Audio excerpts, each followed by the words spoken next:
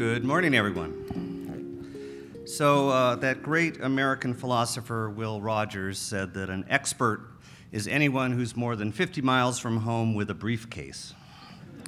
I did bring a briefcase. Edwin Meese, the third, not my favorite U.S. Attorney General, changed that a little bit. He said an expert is somebody who's more than 50 miles from home, has no responsibility for implementing the advice he gives, and shows slides. So here I am. I am your expert today. So let me move here.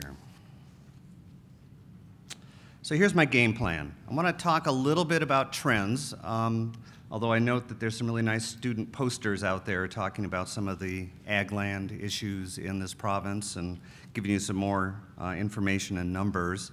Ask the question, why should we care about this issue, and look at the different kinds of aspects of it. Talk a little bit about the issue of strategy. How do you approach this kind of problem? Review the various tools that might be available. Talk specifically about our experience in Boulder, Colorado. And talk about some other models that I think might represent some new ways of thinking about this issue, and hopefully have this end in time to get some good questions. Okay, this is a very busy PowerPoint slide, but a lot of this comes from your census of agriculture, showing that Alberta has 31.5% of Canada's total farm area as of 2011. Decreasing number of ag operations, down 12.5% from 2006. Agricultural land use itself as a percentage of land cover is down 3.1% from 2006 to 2011, and I did notice some updates in terms of calculations like that. And about 10% of all farms in Alberta have receipts greater than $500,000, equal to 70% of the total. So this basic picture of a decreasing number of operations, growing in size, some of them becoming quite large in terms of total receipts, representing the majority of agriculture. So that tells you something about what's happening in the industry. I was trying to get some information about this sort of conflict that we're dealing with here, urbanization and ag land preservation.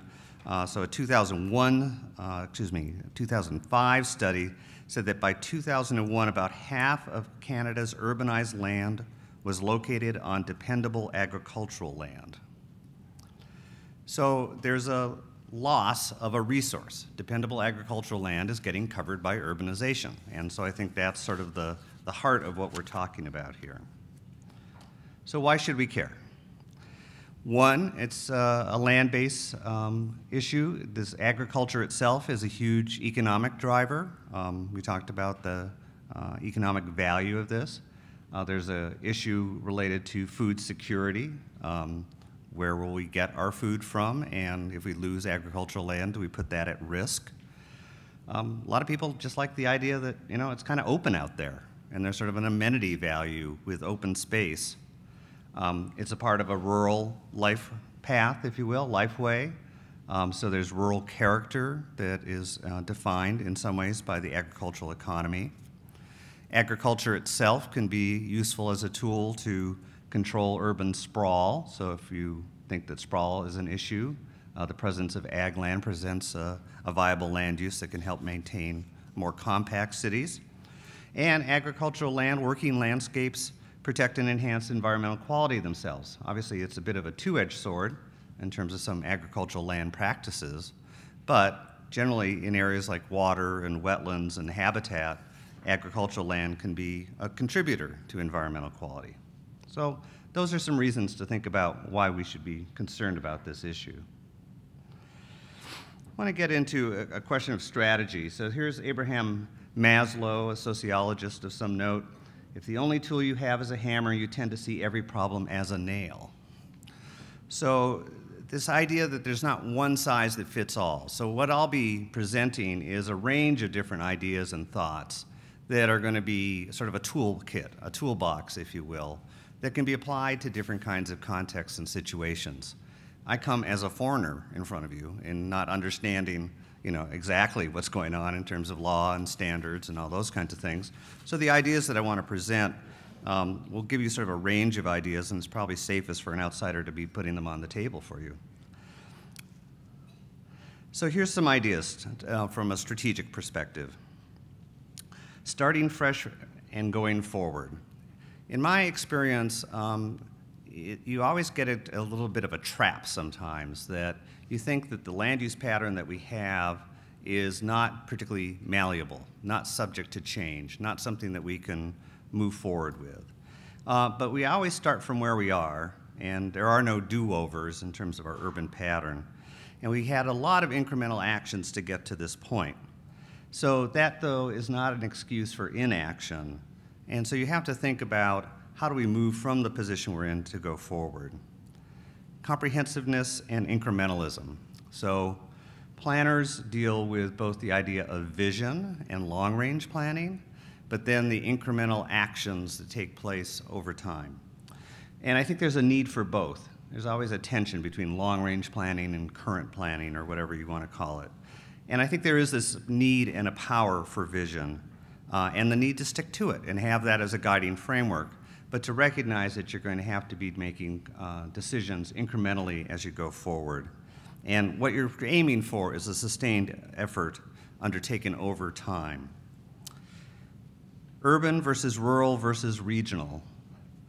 So I think one of the good things in planning is that we have taken a larger focus for our work to say we're going to move from the scale of the individual city and not worry so much about what is urban and what is rural, but to look at it within the broader context of the region.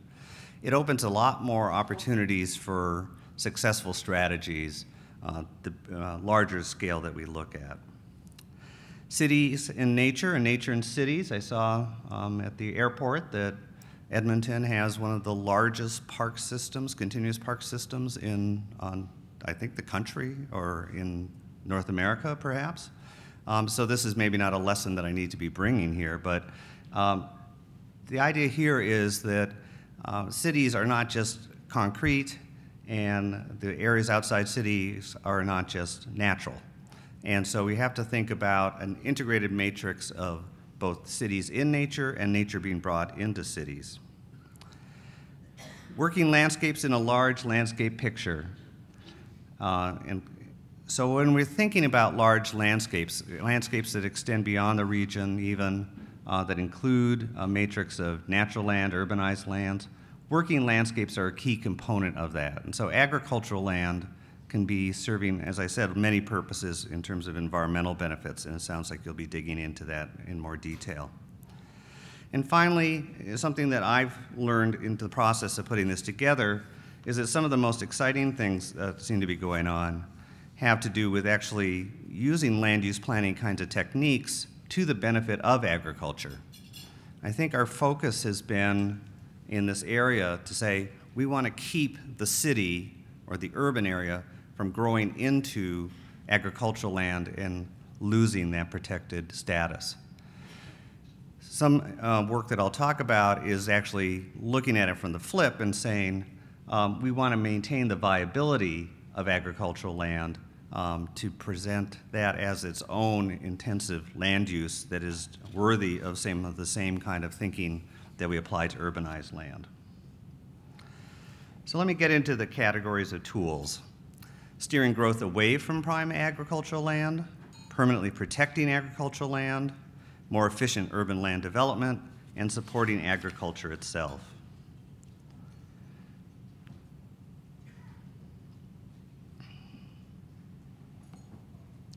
So in this area of trying to steer growth away from prime ag land, planners and others have tools available to try to direct that growth. So how does a region or a local government decide where to expand geographically is the question. And how do you make decisions that bring agricultural values to play? So when you're thinking about annexation or expansion of urban areas, certainly you want to try to avoid hazardous areas, significant environmental features. You want to take advantage of any excess capacity you might have in infrastructure. Where are the roads? Where's the water, the sewer systems, that type of thing. But you can also bring to bear the notion of avoiding prime, or what was called in the early study, dependable agricultural land. And you can use tools of using land use suitability analysis, where you basically overlay these different values and see where are the prime locations eventually for expansion of the urban area that doesn't put at risk these kinds of values. And similarly, from a conservation perspective, trying to think about where should the land be conserved, looking at the different values that are at play, and saying where are the prime pieces of land to be conserved. You can think about working landscapes as a component of that. Permanently protecting agricultural land, and I'll be talking about this in the Boulder example. We did an acquisition kind of program in fee and sometimes by easement. You can transfer density. This has sort of a spotted history in terms of being a very useful tool. Some places it's worked fabulously. In other places it's been a tough haul. In the transfer of development rights, you're moving density that might be permitted in, say, an agricultural region and moving it to somewhere where that growth is more beneficial and better utilized. But to do that, you need a market to make that work, and you need receiving sites where people can use that density. And often, because we have this sort of decentralized approach to land use and planning, that means interjurisdictional cooperation to make something like that happen.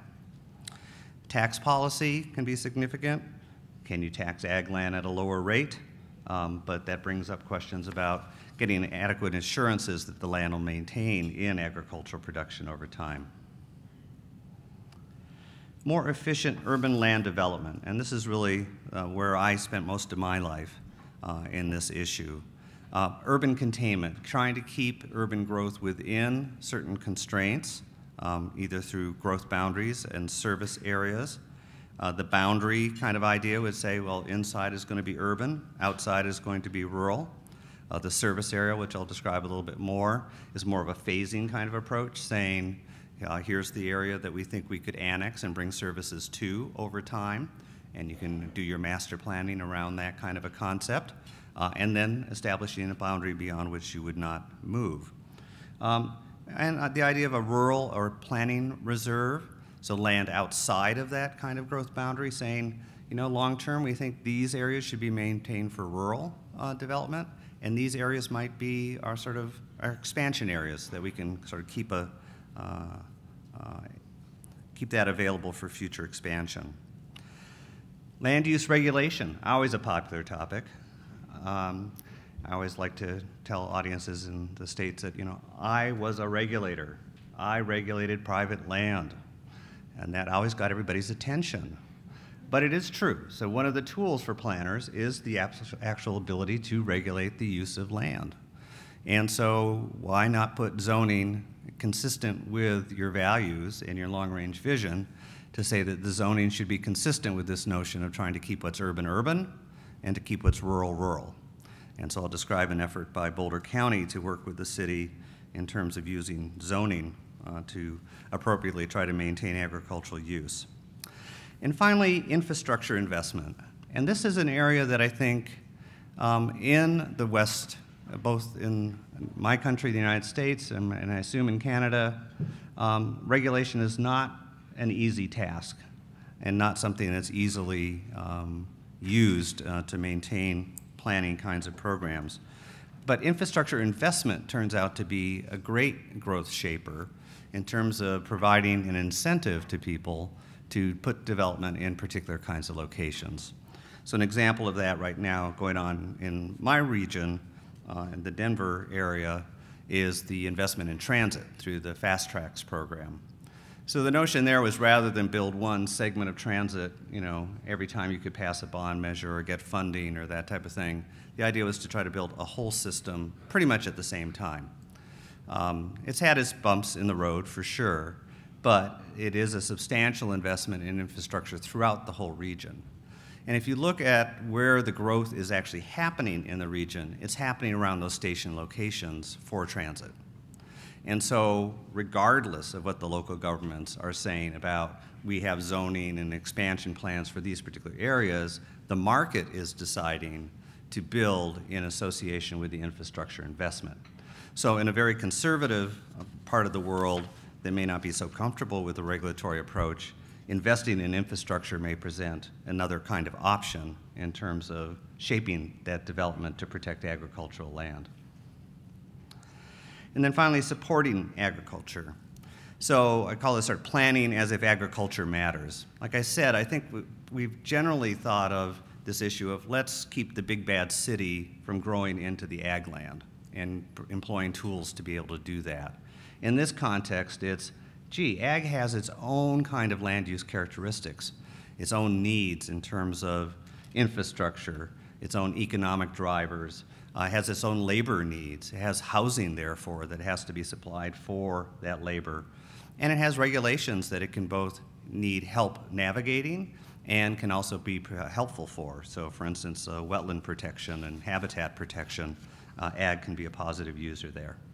So I wanted to give sort of, that's a very broad overview, sort of the toolkit. And now what I want to do is to drill into my backyard, Boulder, Colorado. So I'm going to, I think, if this is working, here we go. There's that state of Colorado within the United States. Here's the state and where the county is located, Boulder County, sort of north, right along the edge of the Rocky Mountains. This is our county. Highest point's 14,000 feet on Long's Peak. You can sort of get a sense that Boulder was built right up against the foothills of the Rocky Mountains. And it's sort of a freestanding kind of community and separated by about 30 miles or so from the Denver area. And here's a closer view up. So this is more or less what it looks like. It's pretty green, so that must be a spring picture. And the thing you pick up from Boulder right on the get-go is its striking natural setting, right? So this is, people came to it for a different reason, to get minerals and gold in particular out of the hills. But it is the kind of place that is very striking. And I think the best thing that could be said is we haven't screwed it up too much. So it has its roots as a mining supply town. So the 49ers went to California, the 59ers came to Colorado. They were looking for gold, and the people in Boulder figured out that you could probably get a lot richer if you supplied the shovels rather than trying to dig for the gold. And so lots of fortunes were made in terms of supplying the supplies for miners. But over time, that, you know, as with lots of extraction kinds of economies, started to give way. And part of the progressive era in the United States was sort of a movement towards what they called City Beautiful.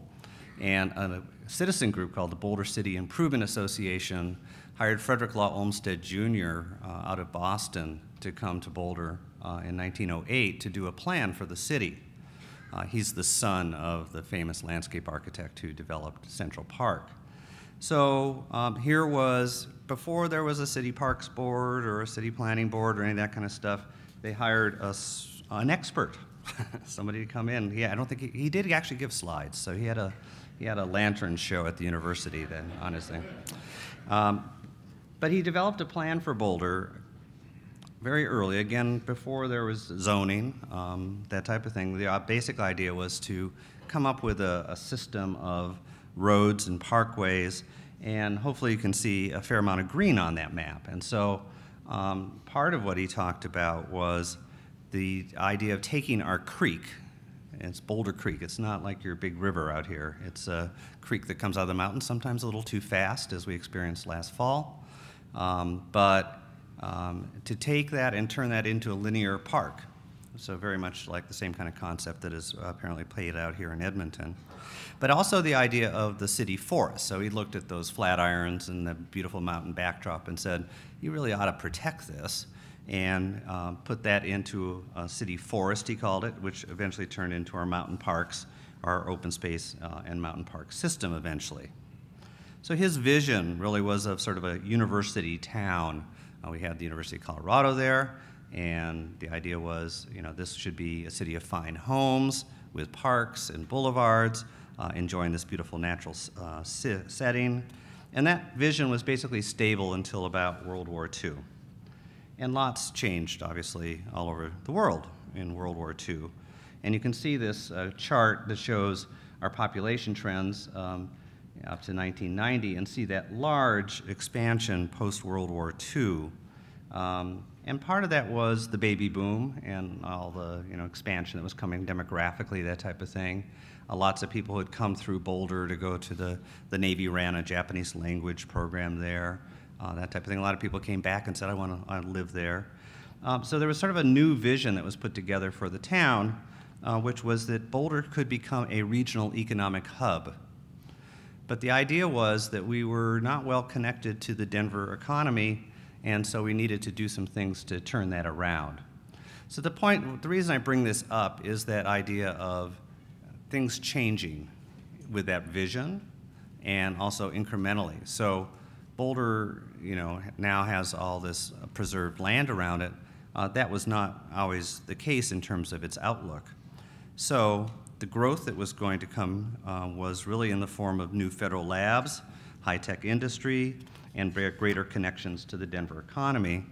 And that took a physical manifestation by the development in the early 50s for a direct connection to Denver. So this is a picture of the Boulder-Denver Turnpike, and not much happening in between. If you go there now, we look a little like the city at the end of the cul-de-sac.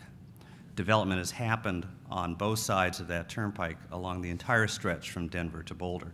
So a lesson in a little bit of sprawl issues there. And it wasn't enough to just build a road. You wanted to get some economic activity. And so the voters voted to go ahead and pass a sales tax measure to buy land to attract the Department of Commerce and provided them with a site. And Eisenhower came out and dedicated this lab in the 50s. And you can see in the foreground all the associated residential development. I always say this is like this could be a poster for sprawl, with a big X through it. You don't want to do this. But Boulder, certainly in terms of its expansion, had very low density, single family development at its edge. And this map of annexations shows that growth spurt, if you will. So basically, if you look at the blue and darker greens, that's all happening between 1946 and 1980, and we went through quite a substantial growth spurt. So maybe one truism is that for every action, there's an equal and opposite reaction. A lot of the folks in town were not so happy with that vision anymore, seeing what the results of it were, and thought that there were some things being put at risk, including development up that mountain backdrop. So there was a citizen group formed, Plan Boulder County, which became sort of advocates for good planning. And they used the citizen initiative process. So we're a charter city, and citizens can petition to make amendments to our charter. And so some things were passed through charter amendments. So the one I'm highlighting here in 1959, something called the Blue Line was created, and the Blue Line corresponds to a particular elevation against our mountain backdrops, basically at the base of our mountains. And the initiative said that the city cannot extend water service above that elevation. Well, it puts a little damper on urban growth, doesn't it? And so other initiatives were also passed during this era, dealing with building height. We have a maximum height of about 4-story buildings, and also an initiative limiting the rate of population growth. So these were citizen initiatives to try to manage growth in reaction to what was happening in terms of the post-World War II boom. And this is the kind of result you get physically. So that's a little what we call a hogback. It's the Dakota Ridge. And you can see the residential development coming right up to the edge of the Blue Line. Now, it wasn't that that land was permanently protected. It was still in the county, right? So if you could get a well and a septic system in there, you could potentially develop on that land. But obviously, in terms of urban-type densities or those kinds of things, it had a very specific effect geographicly. So that was an early victory for this group, but they wanted to go further. And so a campaign in 1967, Green Belts for Boulder, vote for sales tax. So we, apparently, that's one of our distinctions. We have a lot of activity at the local level with sales tax measures. This particular one was used both for the purpose of getting open space and for streets. Very smart politically get both the environmental community and the development community together to support a bond measure that led to our first sales tax for open space purposes that have continued to this day. So in 1967, we became the first city in the United States to pass a dedicated sales tax to acquire land for open space. And now we have a system that includes over 45,000 acres of land. So in that charter that I mentioned, they put in place a set of, there's a group of trustees for the open space system. There's purposes for the open space system. And so it's all controlled by local charter. So it defines those purposes. So I'm just going to go through those kinds of areas. One is to shape urban development. And so from a planning perspective, for somebody who dealt from the inside more out, the thought was we really are going to grow densely to the edge. So the phrase became dense to the edge. And that was what we were trying to do in terms of our development activity. But obviously we have a large buffer beyond, but a clear urban-rural edge. Biodiversity. So we do actually have these critters in our open space system, prairie dogs and raptors and lions and bears, oh my, and dealing with those kinds of issues, but obviously provides for those kinds of values. Recreation, interestingly, a real distinction here of only passive recreation, although this guy doesn't look very passive to me. But the distinction, this is not just going to become land for soccer fields and those kinds of things. It's going to be for hiking and sort of outdoor recreation kinds of activities. And finally, working landscapes. So here's the punchline for this particular presentation. So fully a third of the land that's in that system is maintained in agricultural use. So what has happened, and this is actually sort of an oldish map, but it has created a ring of land around the city that's jurisdictionally located in the county. So we did not annex this land. It's out in the county, regulated through county land use measures, that type of thing. But it is now completely encircled the city. So here we go. 25 ranchers and farmers raise livestock, hay, grain crops, honey, and vegetables on nearly 1/3 of the city of Boulder's open space and mountain parks 45,000 acre system. So that's about 18,000 hectares, so for our metric friends here. It solved a problem for us, which is once you buy all that land, you've got to maintain it. And if you don't do something with it, you're going to get a lot of weeds and other kinds of bad things are going to go on. So it's a strong value in terms of the fiscal aspect of things to be able to maintain that land in agriculture. It also gave us the ability, when we do leaseback kinds of programs, to implement different kinds of standards or approaches to agricultural land practices. So pesticide use is regulated on these leasebacks. GMOs, that's People's Republic of Boulder doesn't like GMOs. And so they want to make sure that the crops that are grown on its agricultural land are not genetically modified. And it gives you a real opportunity to integrate agricultural land use into that larger natural matrix of land. And so say, you've got a place where you've got an endangered flower, the ladies' tresses, which is federally protected orchid that's rare and endangered in Boulder open space land. We can manage agricultural land practices adjacent or keep them away from that area, that type of thing, to protect other kinds of values that are consistent with our approach to open space protection. So for the planners in the room, I wanted to talk about the relationship of that kind of a program where you're basically getting taxpayer money and providing it to an organization set up in your charter to go out and acquire land and to manage it for these different purposes. What is the interaction back with the planning type of program, the urbanization, the land use part?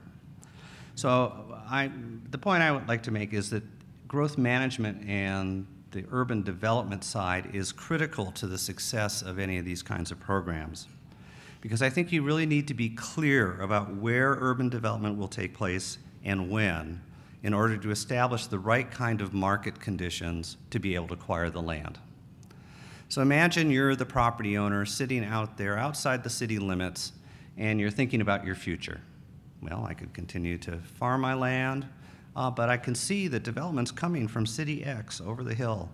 And gee, maybe if I wait long enough, I can turn that land into houses and get some money, and that'll fund my retirement or whatever purpose you have. In the absence of a clear signal to that particular property owner that that may not be happening in your future, they will be reluctant to move, to sell, to make any kind of change in terms of how that land is used. So I think that this area of urban growth boundaries and limits sends a clear message to the property owner that sets up a market value that can be consistently applied over time. So the end result in our county is that the City of Boulder Open Space Program establishes basically the fundamental value of land in the county. And you have the choice to continue it in agriculture, or you can sell it, and it's sold at a particular price that's been established through market mechanisms, as compared to what the county would allow you to do in terms of zoning. And in that case, our restriction is you can get a maximum of 2 units per 35 acres. So you do the calculation and you figure out, well, what are my options here? And because we've been clear in terms of our growth boundary and our zoning policies, that gives an option for the open space director to have a conversation with those folks. So the way that that got manifest was through an intergovernmental agreement between the city and the county. So that's, there is no statewide land use planning in Colorado like in Oregon, where every city has an urban growth boundary, that type of thing. We went out and pioneered this concept in our state through the provision of intergovernmental agreements, which are largely allowed. So if 2 governments can agree to do something, as long as it's constitutional, go ahead, you can agree. And so we agreed with Boulder County that urban development should take place within the city, not within the county. Now, in our land use system, counties can go out there and start acting like cities and use special districts and other kinds of provisions to provide infrastructure, that type of thing. And because of the sales tax issue, they can start collecting sales tax from commercial development outside your boundaries. So cities live in fear in our state that counties will set up commercial development right outside their boundaries, capture all that sales tax money, and use it for their own purposes without returning it back to the local city. So we don't have any revenue sharing or equalization of tax revenues in place. So I'll return to that as one of the Achilles heels to this whole system. But Boulder and Boulder County agreed, no, the rural part of the county wanted to stay rural. They didn't want to get into the expenses of infrastructure, that type of thing. Thought urban growth was more appropriate in urban areas. So we developed a jointly adopted comprehensive plan through an intergovernmental agreement defining where the city is. Then I used this service area concept. We call it Area 2 very cleverly. And Area 2 is that area within which you could expand the city.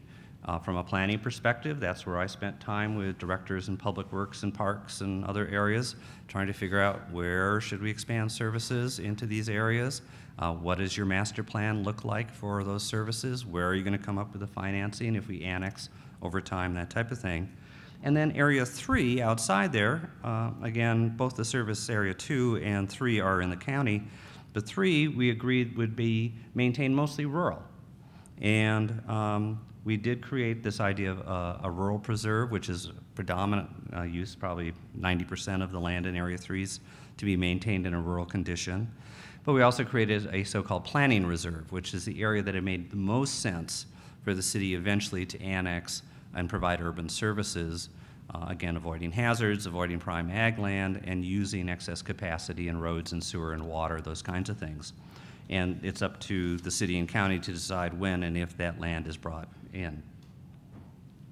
So I always joke that I was the director of city planning inside the city limits, and the director of open space and mountain parks was the planning director outside the city limits. And there's some truth to that, that they're mostly involved in questions about where do we buy, how do we manage that land, that type of thing. My focus was what happens inside that city. And so one of the things that I think happens in this kind of system is that you do sort of focus inward, both from a market perspective and from a regulatory perspective. I think it's had good results in terms of being able to focus development pressure inside the city limits and encourage redevelopment and infill rather than just continuous expansion, and I'll get to that point more in a second. So pros and cons. So I think an urban growth boundary can do its job. It really can create a strong urban-rural edge. So you look at those pictures of Boulder with all that green space around it and see there's the edge of development. That is the edge of development. There's no doubt. You can sit on one side of the road and look across the other side of the road and say, that's not going to happen in my lifetime. So you have a real good sense of what is urban and what is rural. The service area concept did provide us with a really good approach, I think, to service extension. So for those of you who are trying to link land use planning to infrastructure and to finance, which I would certainly recommend you think about, you want to make sure that you have a plan in place to control those annexations over time. So when you consider that annexation question, which is when a city has the greatest leverage over any negotiation over the future of land use on those parcels, that you know what you can provide in terms of services and that you have a plan and a financing plan to make that happen. It's definitely led to land preservation, clearly. Again, by creating those market conditions, it led to lots of land being preserved. Focused that urban growth more internally in terms of redevelopment. This plan eliminated the sales tax competition issue for us, so the county, by deigning and saying, no, we'll have the urban growth in the cities, we didn't have to worry about competition for tax base. And it is a system that has flexibility over time. There has not been any major expansions of our growth area. So it's provided stability in some ways, but it has the flexibility that a different set of people, a different set of decision makers can go ahead and modify the plan to increase opportunities for annexation and bringing land in for urban development. Cons, so things that didn't work out so well. And I guess what I'd say, or at least advocate, is that the urban growth boundary per se is not the cause of these problems. They have different roots. But Boulder suffers from a severe jobs housing imbalance, meaning we have a heck of a lot more jobs than we have worker housing. So what does that do? Housing prices go way up. It's a pretty unaffordable place. There's not a lot of affordable housing available to everybody who would like it. It's a community that has lots of students. The university does not house the student body. So they're out in the private land market looking for housing. There's all the people who do work and would like to live in Boulder. There's folks that don't seem to have a job but also want to work and live in Boulder. So we call them trustafarians, or folks who want to be able to just go enjoy the rock climbing or whatever. So there's a huge amount of demand on our housing market and not enough supply. And in fact, we went into a system of regulating the rate of residential growth for a while to try to lower the speed with which the housing development was taking place. So this issue, I think you can sort of find at the roots of something that plays out also in our commercial area. So I mentioned local capture of sales tax. So each community gets to keep the sales tax that they generate within their boundaries. So sets up a little competition. So Boulder wants to say, we want to get all that sales tax money to buy our beautiful open space land, so we're going to build the regional shopping center here and try to get people from all the surrounding communities to come to Boulder and leave their sales tax money behind. Thank you very much. What happens when the next community over says, I've had enough of that and I want to grow my own open space system or rec center? They build the next regional shopping center. So you can map out, every 10 years, the new regional shopping center coming in to knock out the other one. That's not a very healthy land use pattern or use of resources. So commercial gets overbuilt. There is this competition that gets set up there. There is also no sort of a fair share of housing kind of law in Colorado. If you look at the Oregon system, they often will say, you have to accept a certain amount of growth, and So therefore, cities have to sort of wrestle with the question of, do I have enough housing to meet that imbalance? But I think this sales tax competition is really at the root cause of some of these issues, rather than the use of a growth boundary per se. I assert a growth boundary is a great way to maintain a distinction between urban and rural, and I think it's a great way to protect agricultural land. Most of the issues that we've faced have to do with the way that we set up financing within the whole state. So let's turn away from our beautiful Boulder, Colorado, and talk about some other kinds of options that might be of interest. One is this area, what we call large landscape conservation. We've published in this area. It's a collaborative approach to land conservation, dealing with multiple issues, multiple stakeholders, and works across jurisdictional boundaries. This is an area, I think, within the larger land conservation kind of arena where you could start to value working landscapes. This approach makes sense to us right now because in our situation, our federal government is not going to come up with new legislation or new money to conserve land. So it's going to require that we work across local land trusts, state agencies, federal agencies, working landscape folks to look at an entire matrix of land that should be used to fulfill land conservation kinds of objectives. We've done some experimenting with that pushes into Alberta, the Crown of the Continent, as one of our demonstration projects with the University of Montana folks, and now the Crown of the Continent Roundtable. And the Blackfoot Challenge in Montana is an example of a working landscape kind of approach that fits inside this area of large landscape conservation. Lots going on in the Rocky Mountain West, so there's a great deal of activity at a variety of scales and for a variety of conservation purposes. And also something that can relate to an urban kind of environment.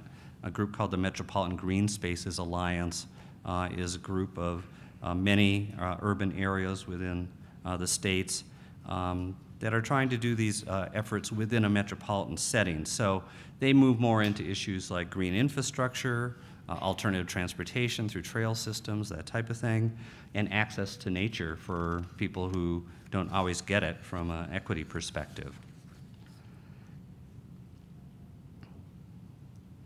And then the last one I wanted to share was something I learned about in dealing with the folks at the Sacramento Area Council of Government, SACOG, in Sacramento, California. So this is an effort called the Rural Urban Connections Strategy. So this is an example of what I was saying of turning this issue on its head. Let's look at agriculture as if it really matters from a regional and land use planning kind of perspective. So what if regional planning looked at agriculture the same way as urban development? So they initiated this in 2007. 70% of the land in their area is in agriculture, forest, or other open space. And it's a $1.66 billion industry. So you sort of ignore it at your peril. So they've come up with a variety of different kinds of approaches. So they've developed a crop map. That's sort of a fuzzy image in the upper left there. Shows you a map where they've really gotten to understand what their resource is down to the parcel level, so they can now start to use this kind of information in their regional planning efforts. And so what their basic thrust is to try to incentivize viable agriculture to contain urban growth. So it's, again, that flip side idea of if we have viable agriculture, it can also deal with more compact cities, that type of thing. So active areas of work, they're working on goods movement. How do they maintain their transportation system so people can actually move goods from the field to the market? Ecosystem services from ag land, like wetland mitigation. But they said their most significant moves really were getting stakeholders together, the local government representatives who belong to this council, and creating that parcel level map because they've become a sort of go-to kind of agency. So here's some of the resources, how to get a hold of me, how to get more connected to large landscape conservation, and how to connect back to the Sacramento region rural-urban connection strategy. So I hope what this has done is given you a few ideas, maybe shaken your world a little bit, and given you some ideas that might be useful here in your own region. So I am done. Thank you so much.